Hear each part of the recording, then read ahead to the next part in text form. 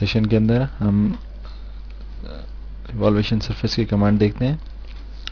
इवॉल्वेशन surface के लिए सबसे पहले तो आप अपने व्यू पॉइंट को चेंज कर लीजिए।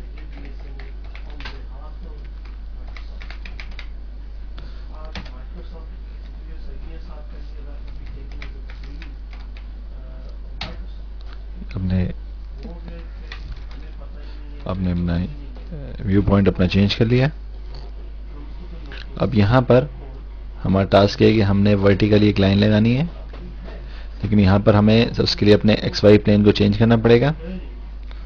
तो यहाँ पर चूंकि हमारे पास हमारा टास्क यहाँ पर ये होगा कि हम अपना Y डायरेक्शन को हम ऊपर की तरफ ले जाएं, यानी XY प्लेन जो हमारा इस वक्त लेटा हुआ है, जो XY प्लेन जो हमें लेटा हुआ नजर आ रहा है, यानी देखिए सर्कल बना के इस सर्कल इस प्लेन पे बन रहा है, वह सर्कल इस प्लेन पे बनने के सामने वाली प्लेन पे बने। उसी सूरत में हो सकता है कि जब हमारा Y की जो है डायरेक्शन ऊपर हो जाए और X डायरेक्शन अपनी जगह पर है। तो उसी तरह हम रूल के तहत हम इसको करते हैं, डायरेक्शन चेंज करते हैं। उसके लिए हम UCS एंटर किया, यहाँ पे न्यू का ऑप्शन लिया। अब हमें रोटेट किस एक्सेस के तहत कराना है? जब हमें Y को ऊपर लाना है तो इसका मतलब हमें X एक्सेस के अगेंस्ट रोटेट कराना है। तो X एक्सेस को हम ले लेते हैं, यानी हमने किस एक्सेस के रेफरेंसेस को रोटेट कराना है, यानी हमने X एक्सेस ले लिया। अब हमने कितना रोटेट कराना है? देखिए हमने इस वक्त डिफॉल्ट में 90 आ रहा है, 90 रखते हैं। ये देखिए रोटेट हो गया, ये उठ के Y ऊपर आ गया। अब हम सर्कल बना के देखते हैं। ये देखिए सर्कल हमारा इस प्लेन में बन रहा है। हम यही चाह रहे थे कि हमारा टास्क ये था कि हम इस प्लेन पे आ जाएं। अब हमने प्लेन चेंज कर दिया, दो प्लेन करके शीट को अपना खिसकाया है। अब यहाँ पर हम पी लाइन की मदद से एक थोड़ा सा प्रोफाइल बनाएंगे। पी लाइन की कमांड ली, पॉलीलाइन की कमांड, उसकी मदद से हमने यहाँ पर कुछ ऑर्थो ऑफ किया, ऑर्थो ऑन कर लिया। एक प्रोफाइल बनाते हैं,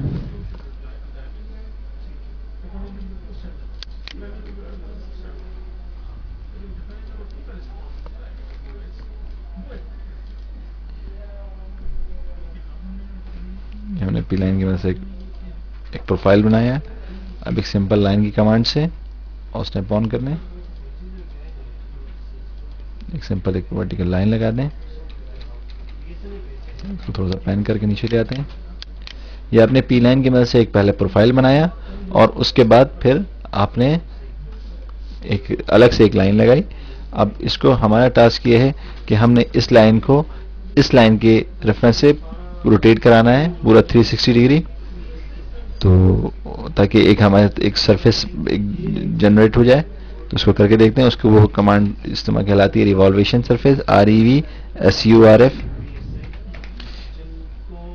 हमने इसको सिलेक्ट किया, सिलेक्ट ऑब्जेक्ट टू रिवॉल्व। उसके बाद जब सिलेक्ट ऑब्जेक्ट किस एक्सेस के अगेंस्ट रोटेट कराना है, आपने रिवॉल्व कराना है, सिलेक्ट किया, स्टार्ट एंगल 0 360। ये देखिए ये रोटेट हो गया है। हाइड कर लें। इसके अंदर जिस तरह आपने पहले किया था लॉन्गिट्यूडनल और लेटिट्यूडनल, आपने हर उसके अंदर आपने सरफेसेस के अंदर वैल्यूज दी थी लॉन्गिट्यूडनल लेटिट्यूडनल। तो इसके अंदर जो है थोड़ा सा डिफरेंट होता है। जब आप करेंगे तो शायद आपके पास इतना अच्छा प्रोफाइल ना आए, तो उसको सही करने के लिए आप इसको अंडू कर लेते हैं। जब आपके दोबारा इसी पोजीशन पे आ गए तो अब आप यहाँ पे एक कमांड प्रॉम्प्ट लिखें सर्फ टेब 1,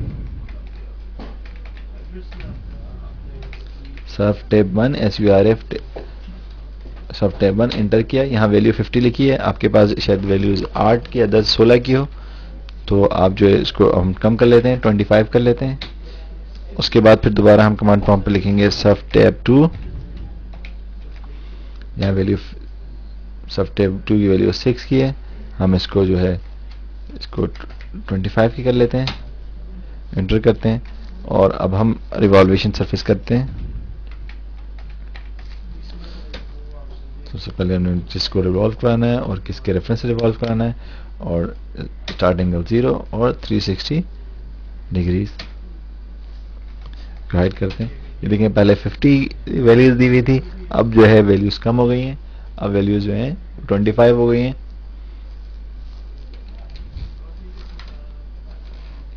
जूम कर लेते हैं थोड़ा सा, इसको हाइड कर लेते हैं। ये देखा आपने किस तरीके से प्रोफाइल बनाया और उसका एक सरफेस बनाया है। इसको कलर चेंज कर लेते हैं, रेड कलर कर लिया, इसको शेड किया हमने, ये शेड हो गया। अब ये जो हमारी जो लाइन है इसको हमने इरेज कर देना है। ये लाइन को पिक कर लीजिए, इसको भी पिक कर लीजिए, पूरा ऑब्जेक्ट पिक हो जाएगा। इरेज की कमांड ले लीजिए, सबको पिक कर लीजिए, रिमूव के ऑप्शन से इस ऑब्जेक्ट को रिमूव करा दीजिए, एंटर कर दीजिए, जो लाइनें आपकी रिमूव हो गई। अब आप जो है 3D ऑर्बिट में कमांड से आप इसको रोटेट करा के देखें। जिस तरीके जितना अच्छा आप प्रोफाइल बनाएंगे उतना अच्छा आपका बने। इसमें इस मेथड से आप गुलदान वगैरह मुख्तलिफ चीज़ें बना सकते हैं, लेकिन ये सिर्फ सरफेसेज हैं, सॉलिड्स नहीं है।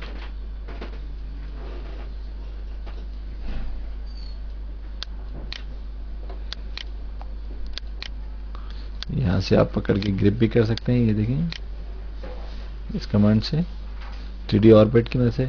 और ये कंटिन्यूस ऑर्बिट है, इसमें जब आप इस ऑप्शन को लेते हैं तो आपका और जो वो है ऑब्जेक्ट है वो कंटिन्यूसली मूव करता है। और इस ऑप्शन को लेते हैं, जैसे हमने इस ऑप्शन को लिया, अभी कंटिन्यूसली मूव करेगा। जितनी आपकी माउस की स्पीड तेज होगी उतना ऑब्जेक्ट तेज करेगा। अगर आप माउस की स्पीड स्लो रख के करेंगे और क्लिक करके छोड़ देंगे तो स्लो करेगा। जबकि इसमें 3D ऑर्बिट के अंदर इसमें आपको जिस तरह भी मूव करना है मूव करा सकते हैं। तो आपने देखा किस तरीके से आपने इवोल्यूशन, ये मैं देखिए मैं अंडू कर रहा हूँ, इवोल्यूशन सरफेस, यानी आपने सिर्फ एक कर्व बना के और उसको आपने एक सरफेस की शक्ल दे दी। और इसके लिए आपको जैसे अंदाजा हो गया कि यहाँ पे आपको चूंकि वर्टिकली एक चीज बनानी थी तो आपको यहाँ पे यूसीएस भी अपना चेंज करना पड़ा। यूसीएस की जो वाई डायरेक्शन इसको चेंज करना पड़ा। तो आप इसको उम्मीद है अच्छी तरह समझ चुके होंगे। इसको हम इरेज कर लेते हैं। यहाँ हम एक्सट्रूड की कमांड को फर्दर डिस्कस करते हैं। हम यूसीएस अपना चेंज कर लेते हैं, यूसीएस वर्ल्ड। ये देखिए दोबारा यूसीएस हमारा ओरिजिनल पोजीशन पे आ गया, बाय डिफॉल्ट पोजीशन है इसकी। अब यहाँ से हमारा टास्क ये है कि हमने कुछ पाइपिंग बनानी है, कुछ पाइप्स बनाने हैं। तो देखते हैं किस तरीके से हम पाइपिंग बनाते हैं। तो पाइपिंग जिस समय बनाते हैं तो इसके लिए सबसे लाइन ली हमने। लाइन लेके हमारा टास्क है कि लाइन ऊपर की तरफ जाए, लेकिन ये ऊपर की तरफ नहीं जा रही। तो इसके लिए इसका मतलब हमें वाई डायरेक्शन दोबारा चेंज करनी पड़ेगी, यूसीएस। हम इसकी डायरेक्शन चेंज करते हैं। इसकी डायरेक्शन हम एक्स एक्सिस पे 90 डिग्री कर लेते हैं। यहाँ पे हम न्यू का ऑप्शन डालें, डायरेक्ट भी ले सकते हैं। ये देखें, ये हमने अपने वाई डायरेक्शन हमने ऊपर की तरफ कर लिए। अब यहाँ पे हम एक लाइन लगाते हैं, पी लाइन, पॉली लाइन की मदद से। ये देखें,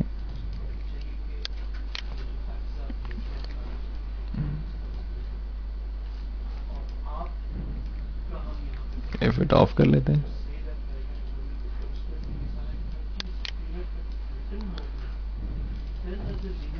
ये हमने एक पी लाइन की मदद से एक लाइन लगा के हमने एक पाथ डिफाइन किया है।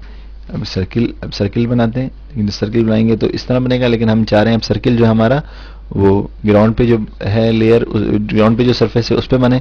दोबारा यूसीएस को वर्ल्ड कर लेते हैं। देखिए यूसीएस को दोबारा वर्ल्ड कर दिया। अब देखिए सर्किल बनाते हैं, यहाँ पे छोटा सा सर्किल बनाते हैं।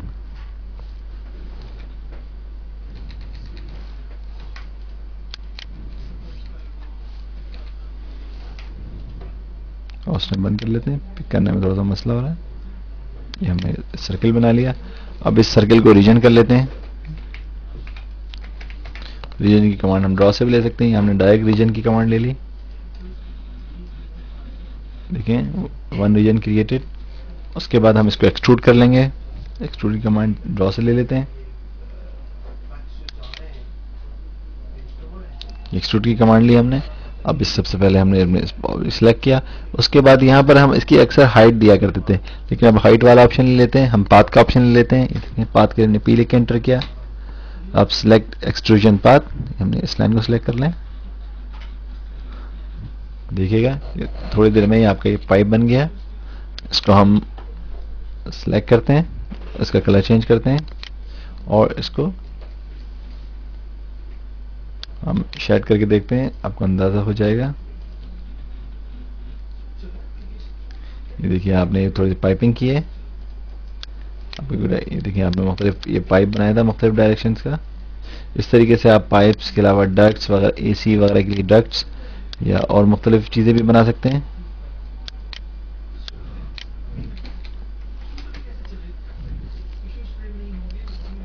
लेकिन यहाँ पर अगर आप इसको थोड़ा सा जूम करके देखें तो ये जो है सॉलिड पाइप बनाए, जबकि पाइप से हॉलो होते हैं, या डक्ट आपने बनाना है तो हॉलो होना चाहिए। तो इसको हम सही कर लेते हैं। इसको सही किस तरह करेंगे, अंडू कर लेते हैं। एक तरीका तो ये था कि हम इसके अंदर यहाँ पर एक तरीका ये है कि इसके अंदर हम सर्किल बनाएं छोटा, देखिए ये मैं छोटा सर्किल बनाया मैंने इसके अंदर, और इसके बाद इसको रीजन किया, इसको एक्सट्रूड कराया,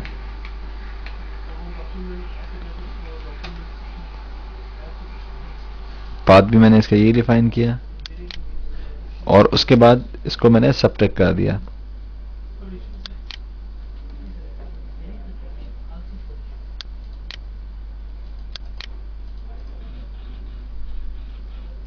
देखिए सबट्रैक्ट हो गया मेरा ऑब्जेक्ट। इसको हम करके देखते हैं शेड।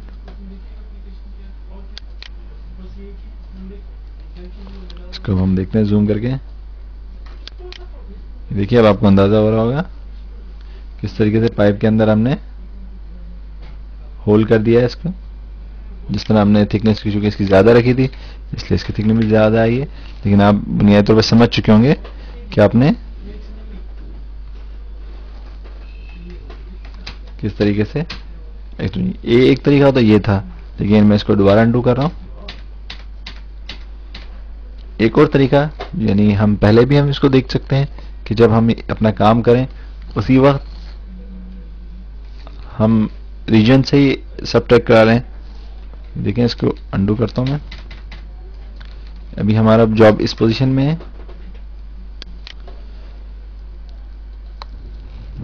तो अब हम यहां पर हमने एक सर्किल बनाया था, यहीं पर हम एक और सर्किल बना लेते हैं।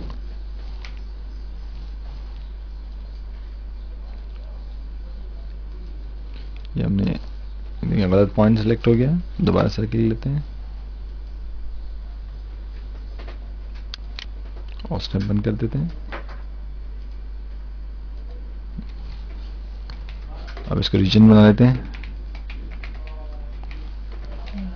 रीजन कमांड ली, 2 रीजन्स क्रिएटेड हो गए। अब हम यहाँ पे यहीं पे सबट्रैक्ट कर देते हैं, यानी सबट्रैक्ट यूनियन और इंटरसेक्शन के लिए जरूरी नहीं कि हमारे पास सॉलिड हो, अगर हमारे पास रीजन बना हुआ तो हम इसको भी सब ये तीनों ऑप्शन ले सकते हैं। मॉडिफाई सॉलिडेटिंग सबट्रैक्ट, इस रीजन में से हमने सिलेक्ट किया, पहले एंटर किया, इसमें सिलेक्ट कर दिया। अब हमारा ये रीजन क्रिएट हो चुका है। इसको शेड करा के देखें, आपको समझ में आ जाएगा। ये देखिए एक एनुलर शेप आ गई। अब हम चाहें तो इसको अब यहां पर आकर हम इसको एक्सट्रूड करा सकते हैं। ये एक्सट्रूड की कमांड ली हमने, ऑब्जेक्ट को सिलेक्ट किया, एंटर किया, पाथ डिफाइन किया। देखिए इसको हम कलर चेंज करते हैं, सायन कलर लेते हैं और शेड देते हैं इसका ग्राउडेड शेड।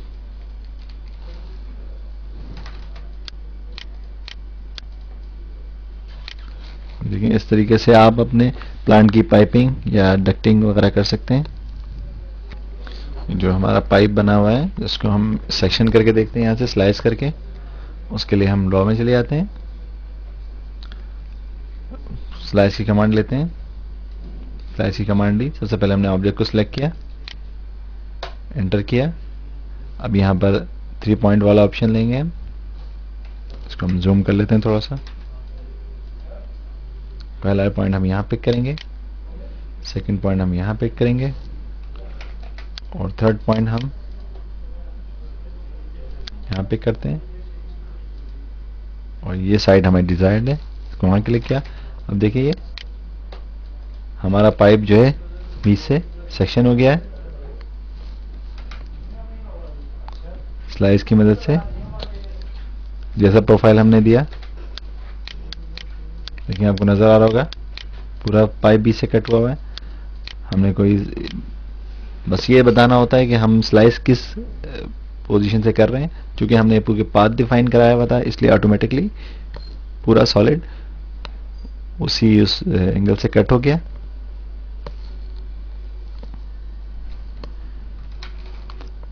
इस ऑब्जेक्ट को इरेज कर लेते हैं।